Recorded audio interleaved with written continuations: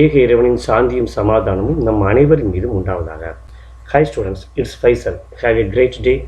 இப்போது சிபிஎஸ்சி +2 மேத்தமெட்டிக்ஸில் chapter 6 application of டெரிவேட்டிவ்ஸில் எக்ஸசைஸ் 6.1ல் 9th ப்ராப்ளம் பார்க்க போகிறோம். ஓகே, கொஷின் என்ன அப்படின்னா, a balloon which always remains spherical has a variable radius.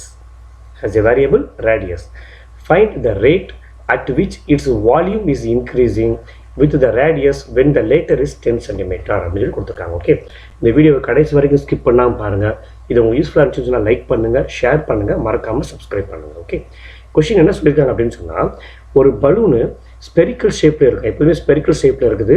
அது ரேடியஸை டிபெண்ட் பண்ணி மாறுது.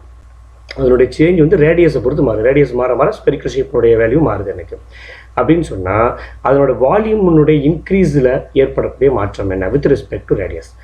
தெளிவாக பாருங்கள், with the radius.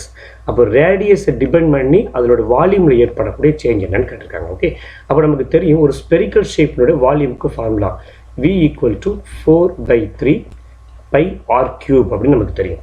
V = 4/3 πr³ அப்படிங்கிறது ஒரு ஸ்பெரிக்கல் ஷேப்போட வால்யூமுக்கு ஃபார்முலா. இந்த வால்யூமானது ரேடியஸை பொறுத்து ஏற்படக்கூடிய சேஞ்ச் கேட்டிருக்காங்க. அப்போ ரெண்டு பக்கமும் ஆரை பொறுத்து டிஃப்ரென்ஷியேட் பண்ணுறேன்.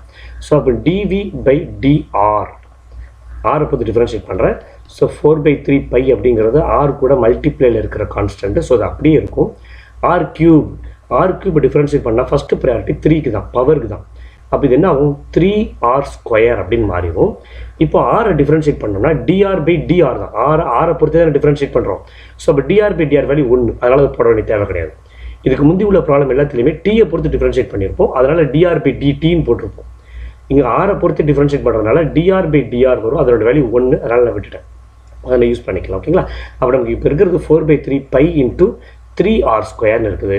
இப்போ இந்த 3 கட் பண்ணிக்கலாம். ஓகேங்களா, இந்த 3 and 3 கட் பண்ணிக்கலாம். பாக்கி இருக்கிறது 4π. ஆரோட வேல்யூ 10 cm அவங்களே கொடுக்குறாங்க. ஸோ 10². அப்போ 10² 100 × 4 400.